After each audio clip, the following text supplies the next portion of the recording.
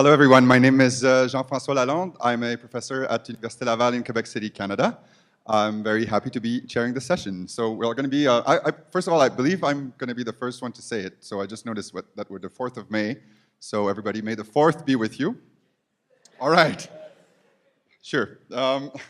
So we'll have 3 talks, 2 contributed and 1 invited. So we'll be starting with the first talk of the session is titled Fast and Accurate Reconstruction of Compressed Colored Light Field by Ofir Nabati, Raja Giryes, and David Mendlovic. And our speaker will be Ofir.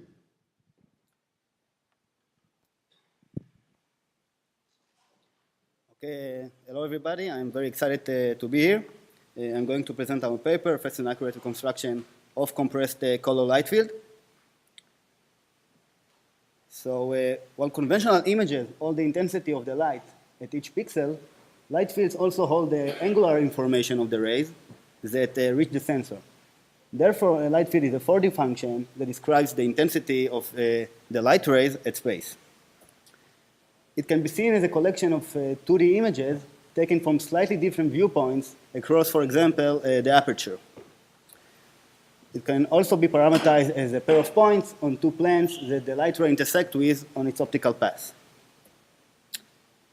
After recorded, light field can be used by post-processing for refocusing, depth estimation, super resolution, and more. It can be used in applications such as image segmentation, authentication such as face and gesture recognition, and in emerging fields like virtual and augmented reality. Basically, light field can be captured by using multi-device systems such as camera array, which are bulky and expensive, or by sequential imaging, which is unsuitable for dynamic scenes, as you can see at the right image. In order to tackle these drawbacks, other methods have been proposed, such as the lensless-based approach, which uses a microlens array in which each pixel samples a different light ray. For example, LightRAW, which is a commercial light field camera.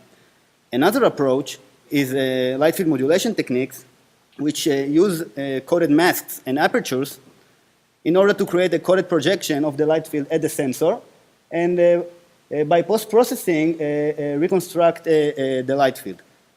Those methods sacrifice spatial resolution in favor of the angular resolution, which is also known as the spatial-angular trade-off. This causes a low-resolution light field, which is undesired. Recently, Maroch et al. Has been proposed the concept of compressive light field photography, in which they use a coded mask in order to create a coded projection at the sensor, just like the coded mask techniques, which can be described mathematically as a matrix multiplication, when L is the light field, phi is the sensing or the projection matrix, which is a concatenation of diagonal matrices. Each one of them represent modulation of a different viewpoint.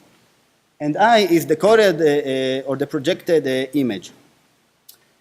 The difference is they reconstruct the light field by using sparse coding techniques and a learned dictionary of light field atoms, which is denoted by D. These techniques restore the sparse representation of the light field under the learned dictionary, which is denoted by alpha.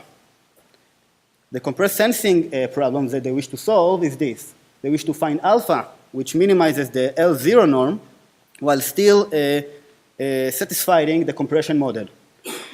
While this approach do allow for reconstructing high-resolution light field, it suffers from a high computational complexity, which may lead to dozens of minutes and even hours of processing for a single light field. In our solution, we do not use sparse coding techniques, but a neural network in order to reconstruct the light field from the coded image. Our framework achieves high reconstruction quality while still maintaining low computational time, which is 3 orders of magnitude faster compared to sparse coding techniques. Moreover, we designed our network to handle multiple compression or mask patterns, and by that, our network is able to reconstruct different patches from different locations at the sensor without the need to train a specific network for each location. By doing so, we save a lot of memory consumption. While the practice in previous works encodes the light field by using a bare filter and a black and white mask, we suggest to use only a coded color mask instead. This way has two main advantages. First of all, we use less optical elements, so it's easier and cheaper to implement such a camera, but more importantly, it leads to better light efficiency, which is a major limitation in a compressive light field photography. In our work, we use RGB white mask, which produce a high light efficiency and also produce the best results in our experiments among other types of masks. For more information about choosing the mask, please see our paper. In addition to all of that, we also extract a depth estimation from the reconstructed light field by using a second neural network, which its result is comparable to the state-of-the-art depth algorithm, and it's also fast.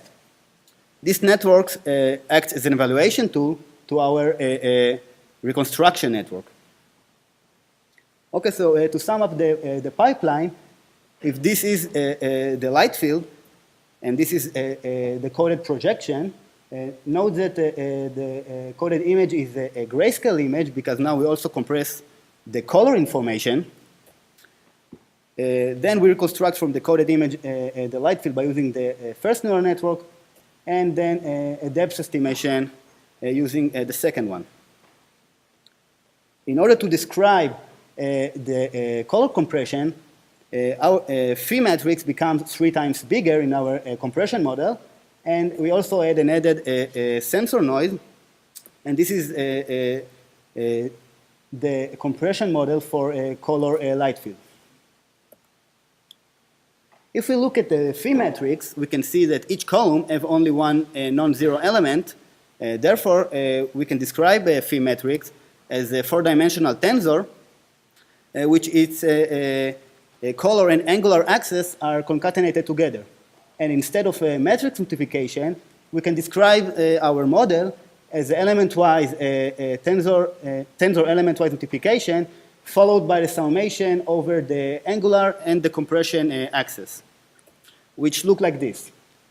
So this is the new compression operator that we just defined, and we will use this notation from now on. Our reconstruction network receives as an input the coded patch and its matching phi tensor. By doing so, we teach the network to reconstruct different patches from different locations at the sensor, which corresponds to different phi patterns. And we will talk about this important property further in the next slide. Our network is also a fully convolutional network, and therefore it's scalable to different input sizes. And after training, it can be used to process the whole coded image without the need for splitting and averaging patches.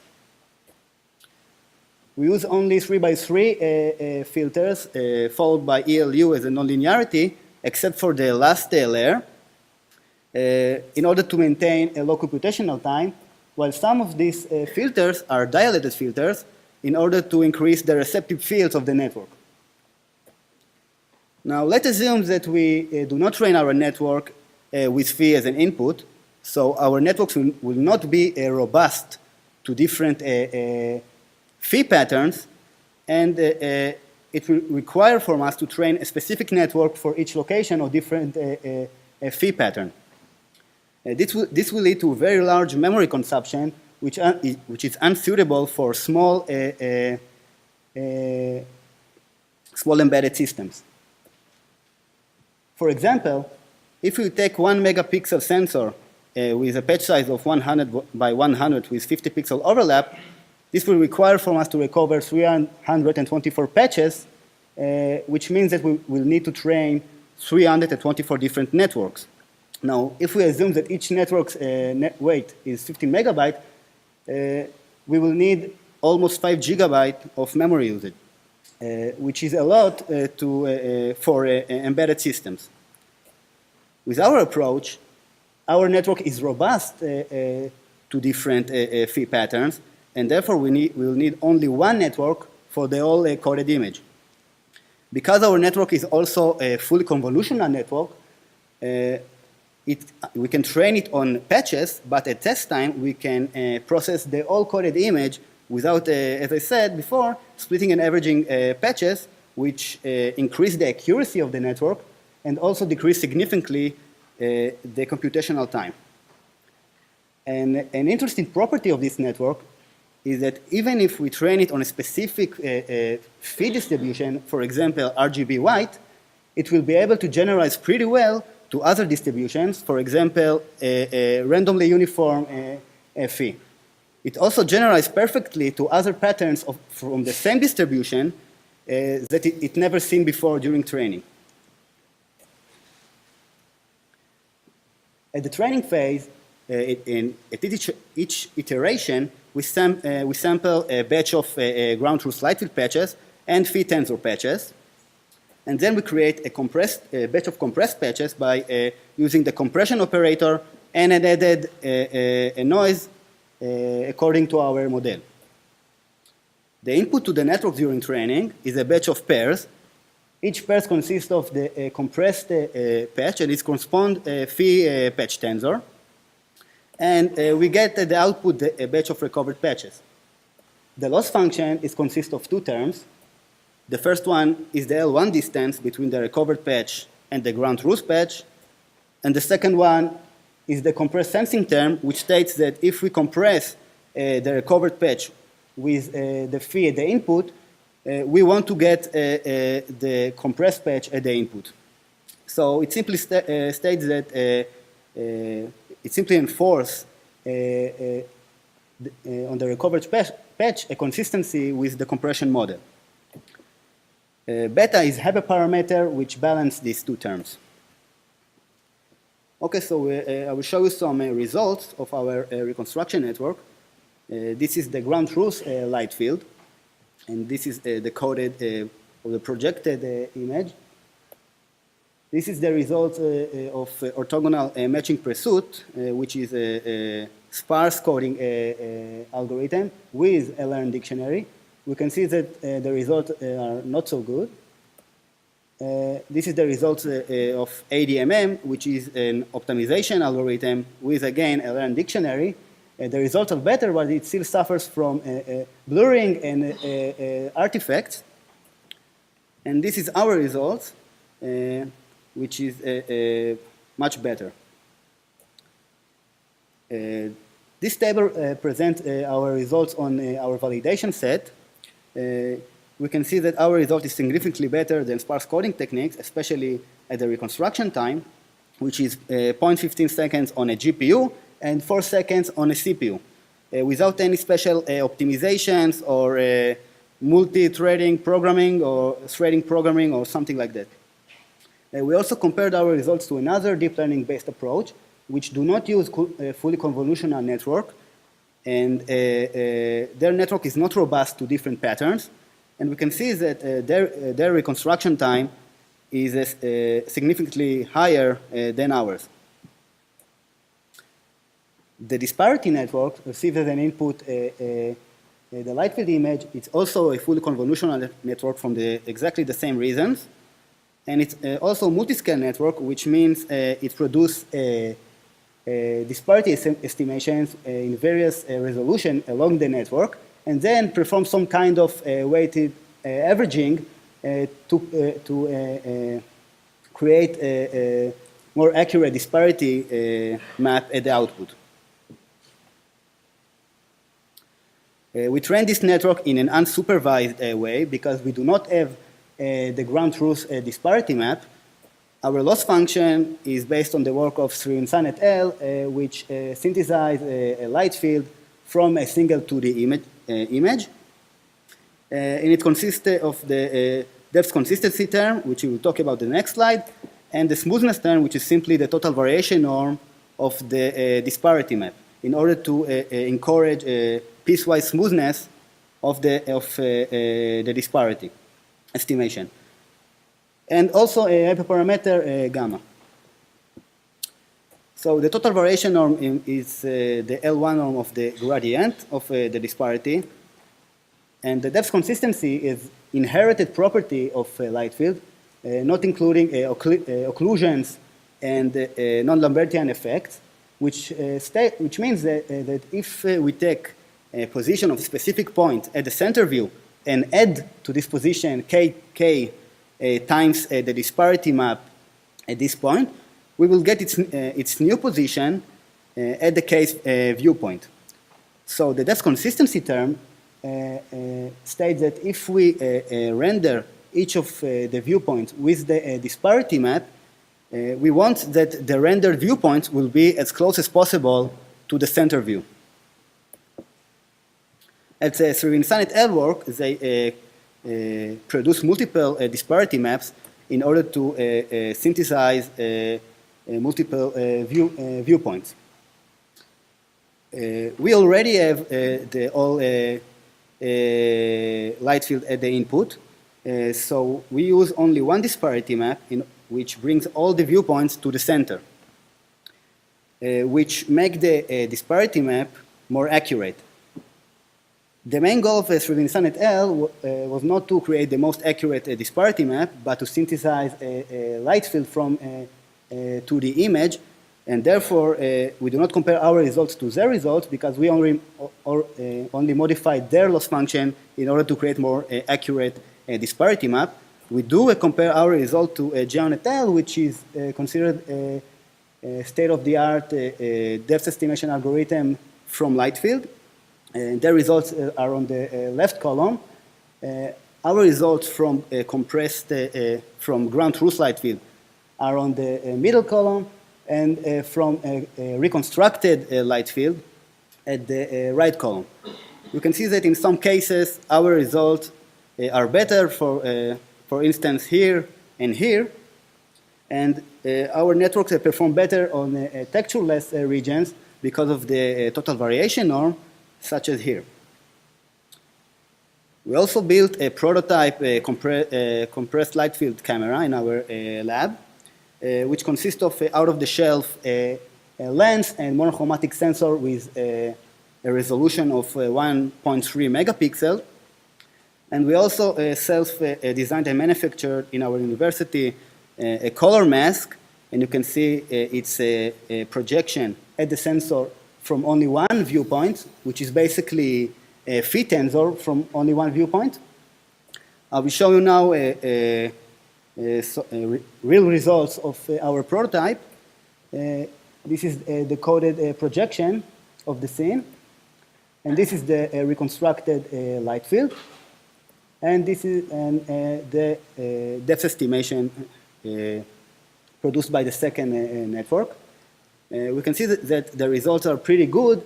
Consider that the optics is not optimal, and that we didn't have a lot of training data. Okay, so in this talk, we propose an improved compressed light field framework, which is fast and with high quality thanks to the usage of neural networks. It's light on memory because we do not have to train multiple networks, but to use only one. And it has better light efficiency because of the color mask. So thank you very much, and come to see our demo tomorrow. We brought it here to ICCP.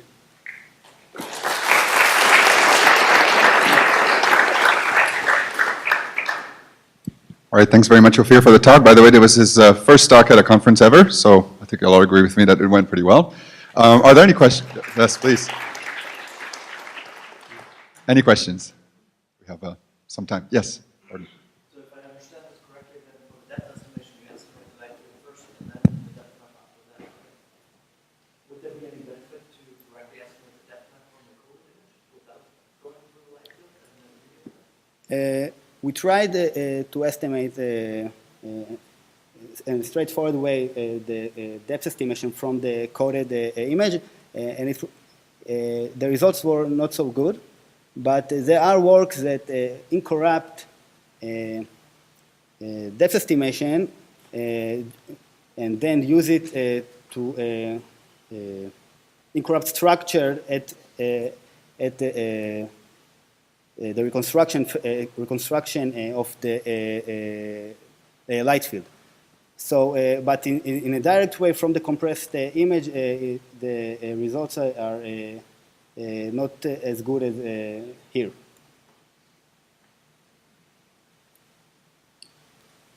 Yeah, I have a question.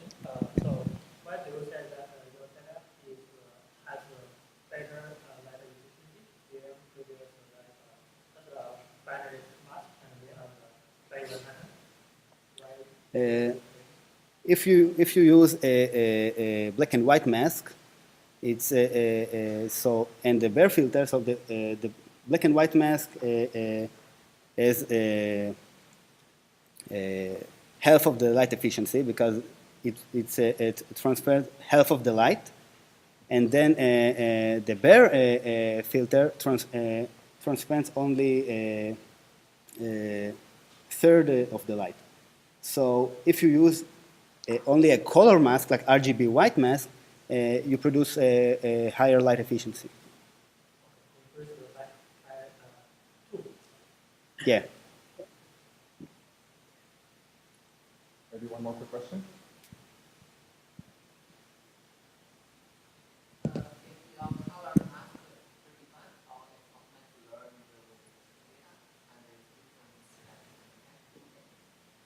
Again, I.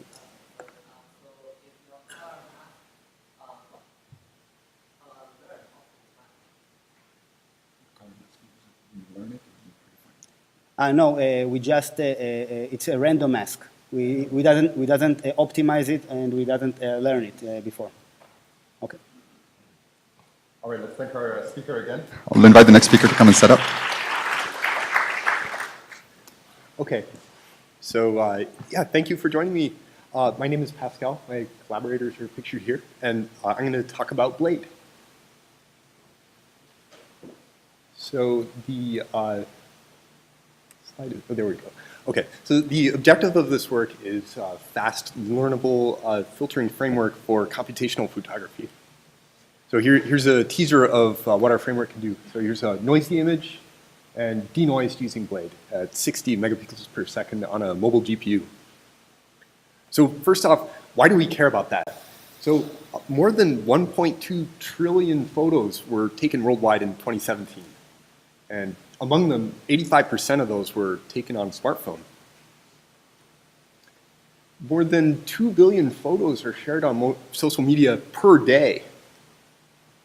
That's 23,000 frames per second. Moreover, 100 million of those are selfies. So why do we care? Well, for us, for those of us developing computational photography, image processing, these trends mean more on-device processing of multi-megapixel photographs. And that means that the processing that we do is highly constrained in time, memory, and battery usage. At the same time, we want to deliver high quality. Well, so the recent popular way of producing high quality results is for dense prediction photographs is convolutional neural networks. The illustration I have here is the kind of vanilla canonical sort of way of depicting that. So the yellow blocks here are linear filters, and then the green blocks are rectified linear units or some other pointwise nonlinearity. And then that structure is repeated a number of times to build a full network. It is often the case that the number of filters in each layer is 32 or perhaps even much more, and that the number of layers in the network is 16 or perhaps a lot more, hence deep learning. But the thing is that all those filters and layers need to be evaluated at inference time. So the cost, both in compute and memory, increases with k and n. So then the other half of that is that, well, it is hard to interpret what the filters mean at some intermediate layer. And if there's a problem, it's harder to debug and figure out what's going on. So this motivates us to do something different. Here's what we call BLADE, for Best Linear Adaptive Enhancement. This structure, if we were to contrast it to neural networks, it's a shallow two-layer learnable architecture. And I'm going to show that this thing is fast and interpretable. And in spite of it being shallow, that it's still flexible enough to do a wide range of imaging tasks. So first, let me explain the notations here. So I'm calling the input image Z, and then what we do is we have an operator R sub I to extract a patch, and then we apply blade to it to get a filtered pixel U hat sub I, and then we place that into the output image. And then this is repeated for every patch. Okay, so coming back to this, this structure. So the yellow blocks are linear filters, and then the blue block is a filter selection thing. So there's 2 layers to this structure. The first thing that happens is we decide which filter to apply, and then the second step is to apply that filter. Notably, in between, there is a hard decision. It's not a convex-soft combination or something like that. It's exactly when filter is applied.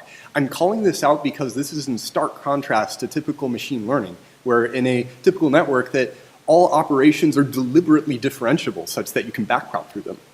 But we're not doing that because there's a big advantage to this hard decision. That means that only the selected filter needs to be evaluated at inference time. And then that means that inference cost is independent of the number of filters, so long as we don't get into caching effects. And the benefit of that practically is that we're able to apply this structure efficiently within up to several thousand filters. Okay, so here to show that this is fast, the inference speed on mobile CPU is between 20 and 30 megapixels per second, and on GPU, over 100 to over 200 megapixels per second. Another way of saying that is that, that the Pixel 2017, that we can run Blade at a speed of 4K video output in real time at 27 frames per second. So it's fast. So far I've talked about doing filter selection, but I haven't said much about how do we actually select those filters. Well, in principle, this could be a lot of things. It could be based on clustering the image patches or some classifier network to implement SI. But to keep things simple and efficient, and the approach that we take is to compute some efficient feature of the input and then round it and then take that as an index to say which filter to use. So for example, that could be the image intensity or chroma hue angle or something like this in order to give a discrimination among different filters. The elaboration of this idea is instead of one feature, use several features, and then round each one of those, and then interpret the result as indexing into a multidimensional table of filters. More specifically, the features that we use come from the image structure tensor. The image structure tensor is essentially a PCA of local image gradients, and there's 3 features that come out of it that we use. So they are the orientation angle of the gradient, so essentially the edge orientation, the gradient magnitude, the strength, and coherence. And the combination of these features enable the filters to be very adapted for specific different image geometry. And that's how we achieve edge adaptive filtering. Okay, so now let's turn to training. In order to train, we need some corresponding target pixels U sub I and a training loss. This would come, for example, if we were training a denoiser, we would have example pairs of noisy images Z and clean images U, and then draw the input and target pixels from them. So for the loss, the easy thing to do is to optimize the mean squared error. If we do that, then training boils down to solving a linear regression for each filter. So this equation is showing how to sum this up, but here's a visual representation of what that is. So we begin with all the input patches, and then we apply the selection function S sub I to those patches to group them into buckets. And then we apply regression on them against the corresponding target pixels, and then optimized filters come out. More generally, we could think, well, instead of MSE, what about some generic differentiable loss? The motivation for that is, well, it's simple, but it's worth pointing out that you could use a really sophisticated, expensive loss at training time, and it wouldn't increase your cost at inference time. So a way of implementing that is in TensorFlow to implement the gray shaded box as a custom TensorFlow op. And then from there to use TensorFlow to do stochastic gradient descent to train the filters. The detail to work out is that TensorFlow needs to do the chain rule to know the gradient with respect to the filters. And this gradient backpropagation, it's possible to work out so that this thing is possible. Okay, so now I'm going to describe several applications of Blade. So I'm going to talk about upscaling, denoising and smoothing, deblurring, and stylization. These are the sorts of stages that you might see in a camera pipeline. Our intention with showing these examples is not to suggest that Blade is the best at all of them, but to show the range of flexibility that it has. Okay, so first upscaling. So the motivation of this Blade work comes from an earlier work, Razor, Rapid and Accurate Image Super Resolution.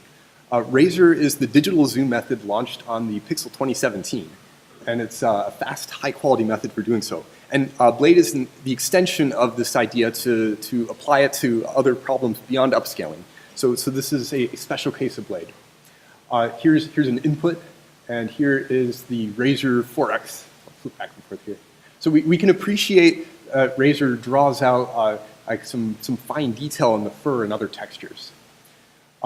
In order to understand how is it doing that, well, we can look at the filters that it applies. In this visualization, that each little square is the map of coefficients of one filter, and then the whole collage is showing all the filters, where over column that we have different orientation, and then along rows we have different strength and coherence. So we can see, for example, that as we go from left to right over different orientation, that the distribution of the coefficients rotate along with orientation. Here's a comparison of Razor against other upscaling methods. Quality in terms of SSIM is on the vertical axis, where up is better. So we can see that Razor is not the best, but it is in the ballpark of the best methods. And then runtime is on the horizontal axis. That's a logarithmic axis. That Razor is order of magnitude faster than these other methods. Okay, but we're not limited to upscaling. We can learn other things too. So next, let's talk about denoising and smoothing. So one way that we can leverage Blade in another way is to mimic other known filters. One thing that we can do is take a collection of input images, apply a reference bilateral implementation to it to form a set of target images, and then train Blade filters to learn that relationship, and in that way obtain an approximation of the bilateral filter. If we do that, these are the filters that come out. And here's an example. So the left and right sides are both the same input image, and then as I go forward here, here's the target and the Blade approximation of the target compared.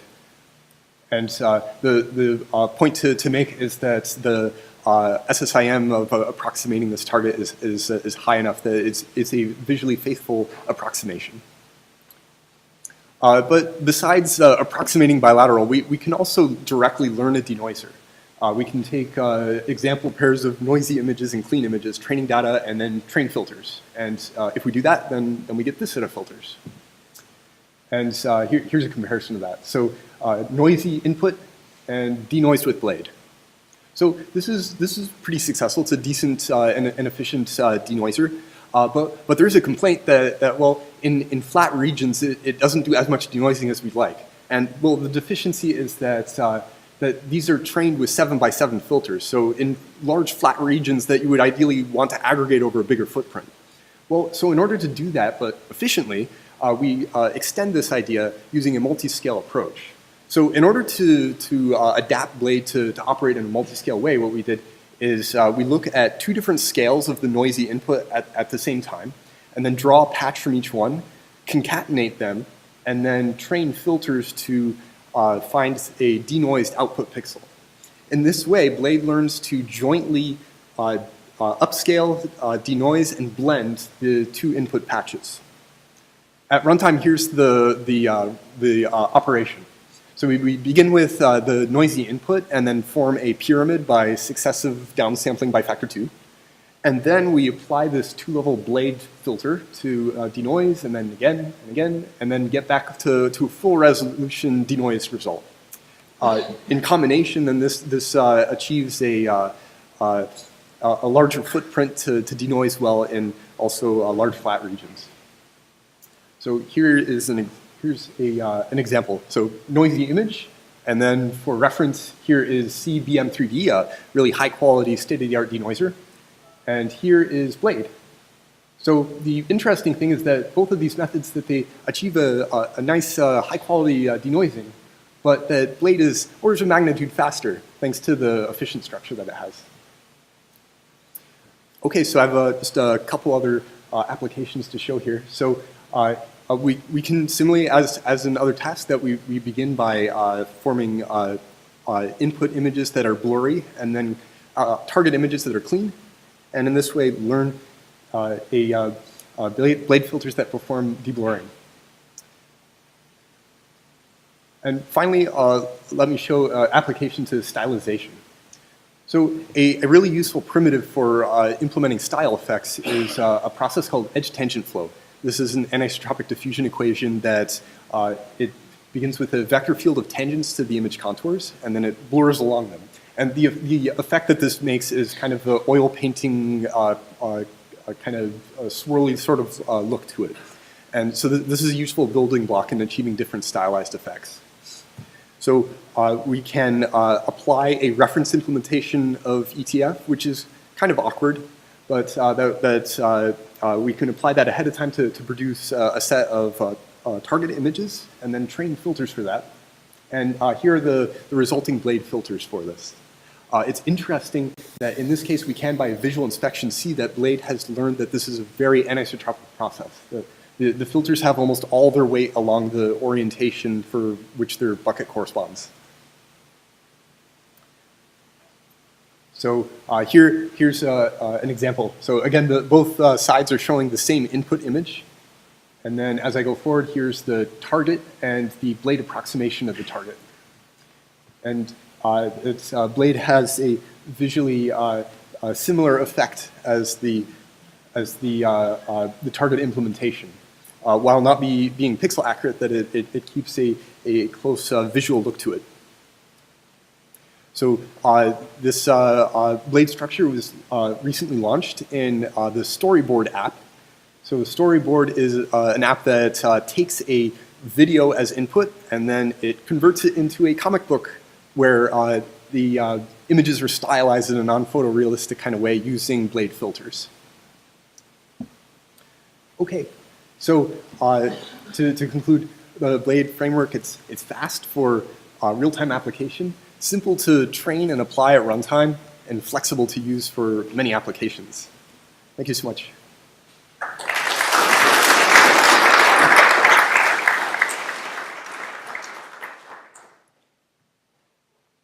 Are there any questions?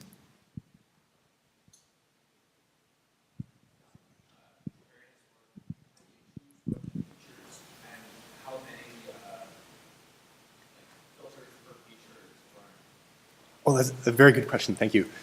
So the question is how to choose how many filters and how many buckets along each feature.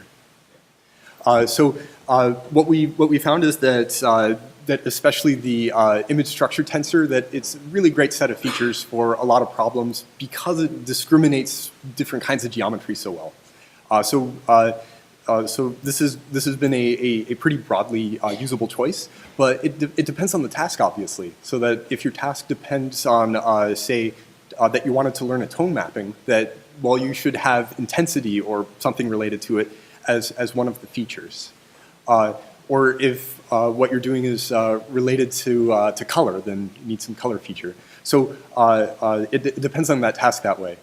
So the other part of your question, how many filters? Well, we found that it is often effective to quantize more heavily than we usually do. So we usually use 24 different orientations and then 3 different strengths, 3 different coherence. But we found that depending on the task that it's possible to quantize more coarsely without sacrificing much quality, but then having a lower memory footprint. Yes? I would like to use this piece of code for medical application. How easy it is for me to get access to your API to this code so I can call it on my My understanding is that there is a good open source Python implementation out there of Razor, which is the upscaling method that I was talking about. And the idea with Blade is essentially that rather than training for upscaling, that we can simply replace the training data with something representative for our task. So if you're able to get that Python code going, then you can hopefully from there build it for what you need.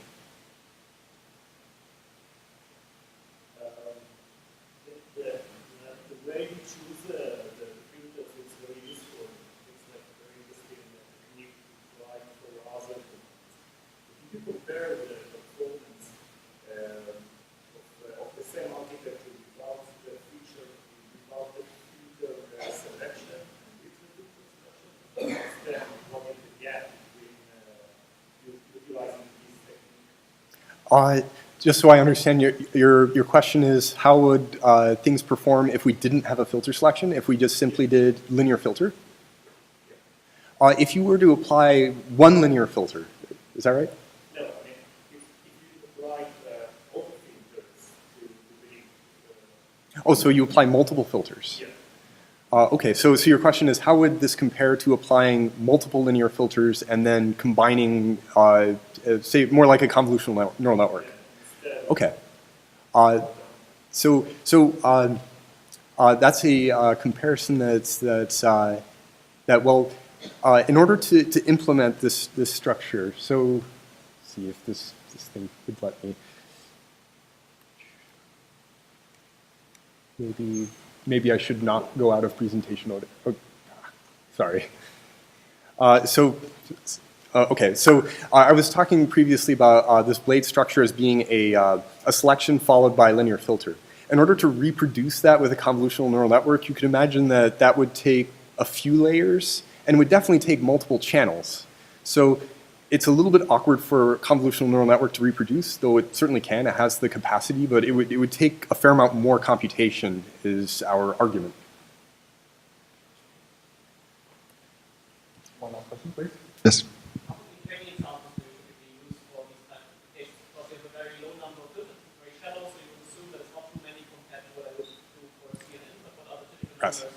Yes.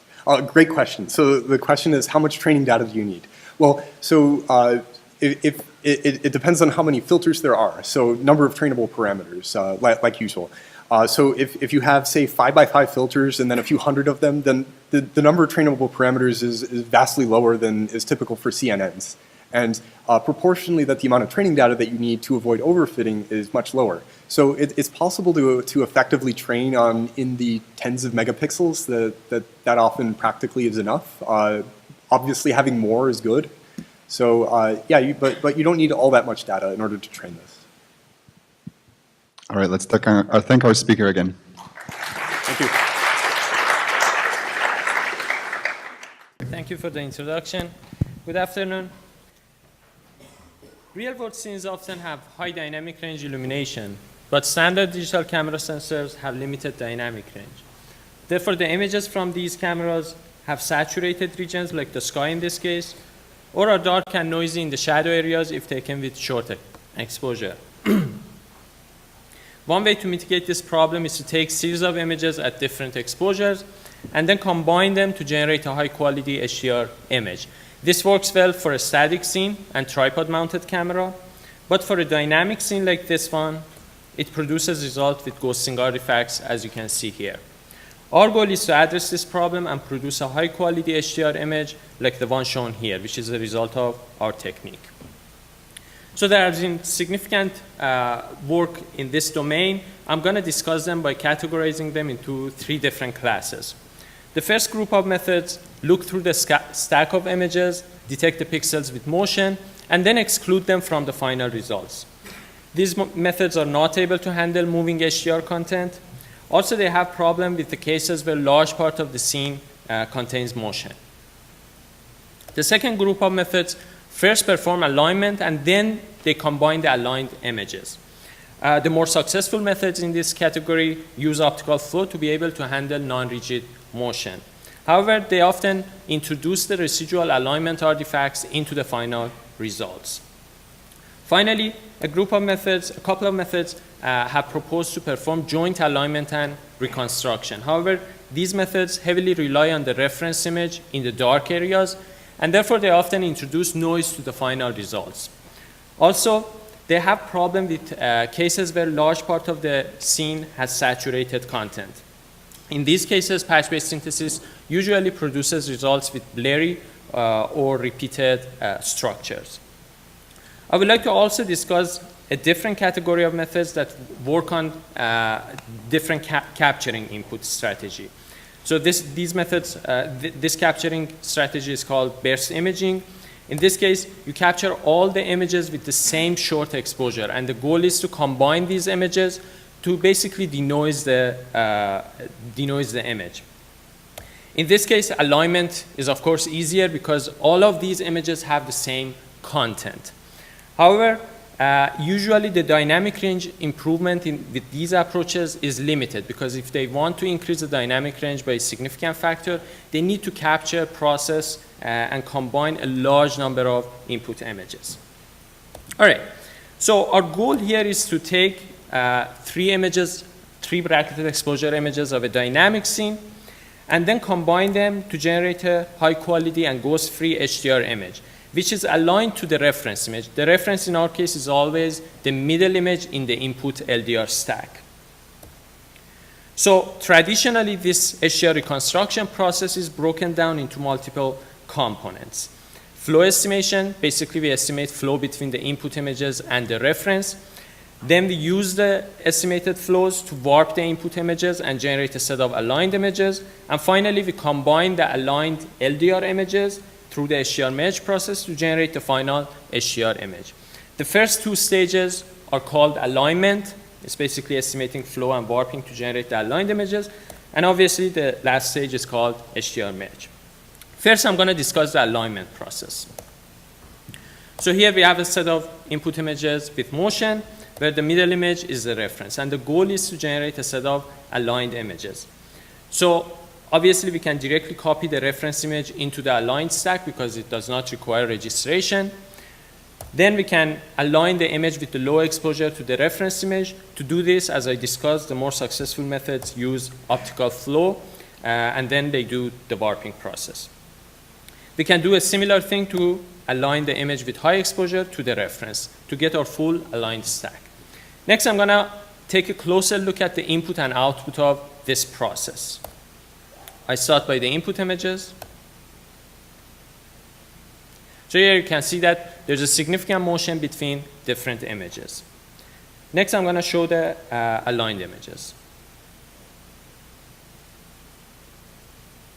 As you can see, traditional optical flow methods are able to do a pretty good job at registering the regions with large motion. However, they leave some residual alignment artifacts as indicated by the red arrows. Next, I'm going to discuss the HDR merge process. So here, we basically take the output of the first stage, basically the aligned images, and then the goal is to combine them to generate the final HDR image. Traditionally, simple functions have been used for the HDR merge process, and therefore these methods usually introduce the alignment artifacts into the final results. Our goal is to avoid this problem and produce results that are comparable to the ground truth. To do this, we make several observations. First, alignment is challenging, but optical flow methods provide reasonable aligned images. The second observation is that the artifacts of the alignment can be significantly reduced through the HDR merge process. Of course, in this case, the HDR merge process should detect these artifacts and exclude them from the final results. However, this is a complex process, so we propose to learn this HDR merge process using a convolutional neural network. Next, I'm going to discuss three different aspects of our algorithm, specifically our system architecture, training, and dataset. I begin by discussing our system by presenting and comparing three different architectures. The first architecture, we call it direct. It's simple. Basically, we pass the aligned images to a CNN, and the CNN outputs the HDR image. This is the most straightforward solution, and it is flexible in the sense that CNN is able to directly synthesize content, synthesize pixel colors. In the next architecture, which we call it weight estimator, WE, we try to basically constrain the problem by utilizing knowledge of existing techniques. So previous approaches, in order to combine these aligned images, first estimate a set of blending weights and then compute a weighted average of these images to generate the final HDR image. We use a similar strategy in our architecture. Specifically, we pass the aligned images to a CNN. The CNN in this case estimates the blending weights. We then compute a weighted average of the aligned images using the blending weights to generate the final HDR image. This architecture is the most constrained one. As indicated by the red arrow, we are directly using the pixel colors of the aligned images to generate the final HDR image. CNN in this case is not able to synthesize content. It just estimates a set of blending weights which are used to weight different images. Therefore, this architecture is useful if fidelity to the input data is important to us. In the last architecture, which we call it weight and image estimator, we try to relax some of the constraints of the previous architecture. Specifically here, we pass the aligned images to the CNN. CNN in this case, in addition to the blending weights, estimates a set of refined aligned images. Here, the CNN has the opportunity to synthesize content. We then compute a weighted average of the refined aligned images using the blending weights to generate the final HDR image. This architecture has the same flexibility as direct, but it's more constrained than that. Next, I'm going to compare these different architectures on two different scenes. So here we have the first scene containing significant motion. This is the result of our technique using the direct architecture. Next, I'm going to show the result of the other architectures. But note that they all produce high quality results, so it might be hard to see any differences. This is the weight estimator architecture, weight and image estimator, and finally, ground truth. So the first takeaway point here is that all of these architectures are able to produce high quality results that are comparable to the ground truth. However, they have small differences. To show that, I'm going to focus on this particular red inset. So this is the reference image, the middle image in the input LDR stack. And as you can see, it has missing content because of saturation. Normally, this information should come from the image with low exposure, but in this case, because of alignment artifacts, it cannot be used. So the weight estimator architecture, which is constrained and it relies on the aligned images, is not able to reconstruct the missing highlights. However, the two other architectures are flexible. The CNN in these cases is able to synthesize content. Therefore, they are able to fill in the saturated highlights and generate results that are comparable to the ground truth. So the second takeaway point is that the direct and WIE architectures are flexible. And in these cases, CNN is able to reconstruct small saturated highlights. Next, I'm going to compare all the architectures on this green inset of this scene. So first, I toggle back and forth between direct, the flexible architecture, and WE, the most constrained one. Here you can see that the direct architecture somehow overblurs the fine details on the flower. On the other hand, the WE architecture keeps some of the noise, but it also keeps most of the details, and overall the result is visually pleasing. Next, I'll compare WIE architecture, which is still flexible, with WE, which is the most constrained one. Here you can see the same overblurring effect, although it's less pronounced, as WIE is more constrained than the direct one. So the last takeaway point is that direct and WIE architectures are flexible. They are able to synthesize content, but this flexibility comes at the cost of overblurring some of the fine details in the dark areas of the scene. Because of these observations and the fact that WE produces visually pleasing results, we choose it to generate the rest of the results in the paper and in this doc. So we are done with the system architecture. Next, I'm going to discuss the training process. Here we pass the aligned images to our system. Our system generates HDR images in the linear domain. We then transform them into the log domain. And during training, we basically minimize the error between the estimated image and ground truth image on a set of training scenes. Note that we could potentially do the optimization directly in the linear domain, but this way of optimization underestimates the error in the dark areas, which is particularly important because we usually look at HDR images after tone mapping. I do compare the optimization in the linear domain with our optimization. Here is the result of linear domain, and here is the result of our optimization. As you can see, optimization in linear domain introduces some discoloration artifacts throughout the scene, mostly in the dark areas. Our result is comparable to the ground truth, as you can see here. All right, the last aspect of our algorithm is data set. So in order to train this network, we basically need a set of bracketed exposure images of a dynamic scene as well as their corresponding ground truth HDR image. Note that the ground truth HDR image should correspond to the input stack, meaning that it should have the same pose as the middle image in the input LDR stack. Unfortunately, such data set was not available at the time, so we proposed an approach to capture these type of images.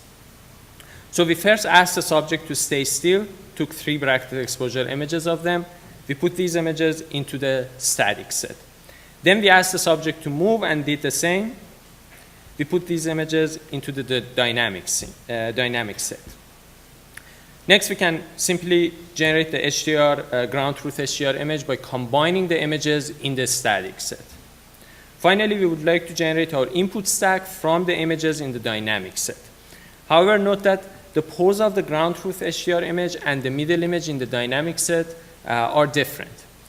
And this is because they have been captured at different times. So we simply discard this image, grab the 2 other images, and as the reference image, we use the middle image in the static set. We use this strategy to capture 74 training images, and we were able to successfully train our system on this data set because of breaking down the process into multiple components.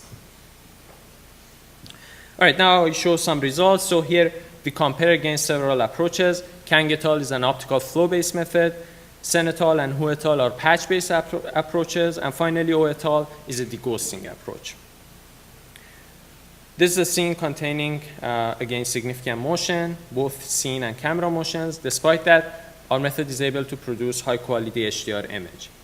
Next, I'm going to compare all the approaches on this green inset. And for clarity, I always put green border around our result. Here's the result of Kang et al. Comparing to our approach, you can see that they are not able to reconstruct the hand because of significant motion. Similarly, O et al. Is not able to reconstruct the hand because of significant motion. Sen et al. Is a patch-based method. They are able to reconstruct the hand, but they introduce noise in the dark areas, the bottom part of the inset.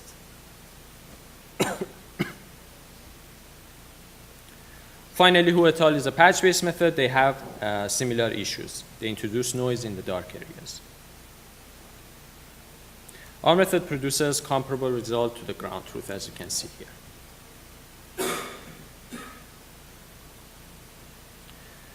Next, I'm going to compare all the approaches on the red inset.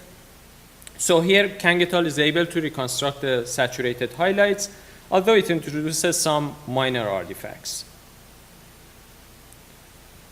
Similarly, O et al. Is able to reconstruct the saturated highlights, but it introduces minor artifacts.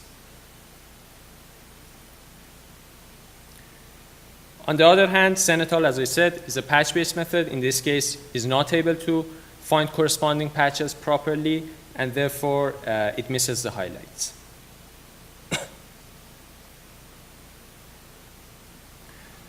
Similarly, Hu et al. Is a patch-based method, and they are not able to recover the saturated content. Our method produces comparable result to the ground truth. All right, so overall, our method produces visually better results than all the other approaches. Also, in terms of PSNR, we produce better results than other techniques. I'm going to show 2 more scenes. Here's a scene containing large saturated areas. Despite that, our method is able to properly handle the saturated content. On the other hand, Sen et al. Is a patch-based method. They have problem filling in the large saturated regions, and they produce results with crooked structures. Similarly, Hu et al. Is a patch-based method, and they produce blurry and crooked structures. Here's another scene. There's significant motion on the arms and hands of the guy. Despite that, our method is able to properly handle it, generate a high-quality HDR image. Kang et al. Is an optical flow method. They are not able to properly register the hand, and they produce results with duplicate hands.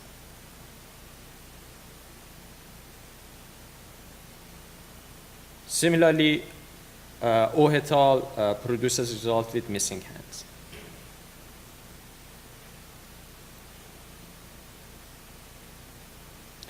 We also extended this idea to handle HDR videos. I'm going to just briefly talk about it. So in this case, the input to the system is a set of frames with alternating exposures. Here, it's alternating between low and high exposures. And the goal is to generate a set of frames corresponding to the input frames. Note that each HDR frame should have the same pose as the corresponding input LDR frame, but contain information from the neighboring frames with different exposures. So similarly, we broke down this process into multiple components, but here we modeled both the flow estimator and HDR merge processes using convolutional neural networks. Specifically, our contributions are a flow network that is specifically designed for the HDR video process. We improved the architecture of HDR merge CNN. And finally, since capturing the input LDR images and their corresponding HDR videos are difficult, we trained the system on synthetic data, and we proposed an approach to simulate the imperfections of real-world cameras to basically match the synthetic data to real data. Here's the result of our technique. As you can see, overall, it produces high-quality results with good temporal coherency. I'm going to just show one comparison. This is comparing to our previous technique. You can see that the previous approach generates results with ghosting artifacts. The new approach produces results that is comparable to the ground truth. Also, if you look at the numbers above, you can see that our new approach is almost 2 orders of magnitude faster than the previous technique. Okay, in the future, we would like to use flexible network architectures to be able to work independent of number of input images. Also, to improve the perceptual quality, we believe that we could use generative adversarial network during training. In conclusion, I propose the first learning-based approach for generating HDR images and videos. We were able to do that by dividing the process into multiple components and modeling the challenging components using learning. And we showed significant improvement over state-of-the-art techniques. I would like to acknowledge the source of funding for the work I presented. Thank you, and I'd be happy to take the questions.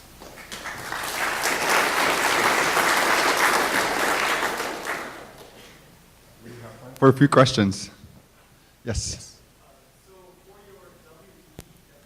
Uh-huh.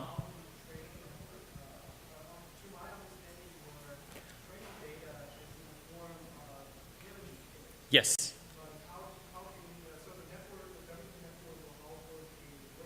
Yes. Yes. So the network outputs a weight, but you use the weight to combine the images and generate the final HDR image. This equation that you compute basically a weighted average of the images, it's differentiable. So we can minimize the error between the estimated HDR and ground truth HDR and differentiate through the process and the network. Yeah. Yes. One thing common between all these images is that the background is kind of object. Would the performance be seen if the camera were to be moving along the objects? In some of these scenes, I have the camera moving. Some of them maybe I didn't show, but I have in the paper that there's significant camera motion, and we are able to handle those cases too. Yeah. In some of the scenes that I showed, camera moves slightly too, but we have more dramatic cases in the paper. Yeah. There's a question over in the back.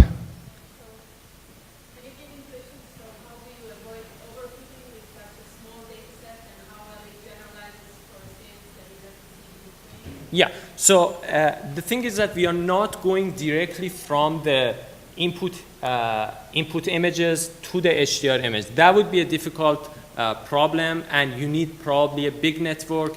And I tried it at the beginning with limited data set. I get ghosting artifacts, and it's not able to fix it. It overfits.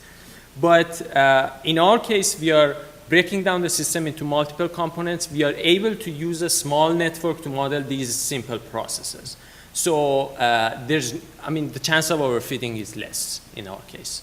And in this case, we are able to successfully train it on like 74 images.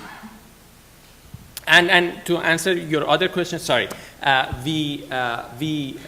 the paper we tested on like tens of images, and also we tested on images captured with completely different type of cameras, and it works reasonably well. Yeah. Yes. About the HDR video part, Uh-huh. how do you generate that launches? There are two public data sets that they have like HDR videos, basically.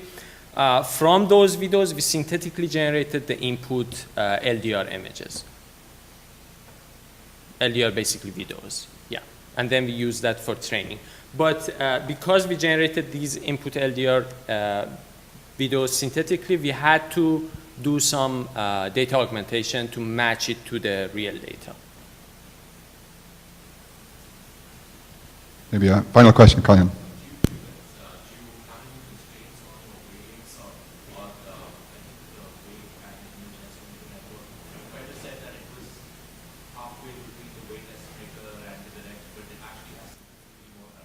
Yes, weight and image estimator, the only constraint that I have is that I train it in multiple stages. So I first force the network to basically the refined aligned images to be the same as aligned images. Then I fix that and try to estimate the blending weights, and then I fine tune the network. So it's constrained in that way. If I train it end to end without any constraint, then it doesn't converge. All right, so this is going to conclude our session. Well, let's thank Nima and our two previous speakers again for a great session.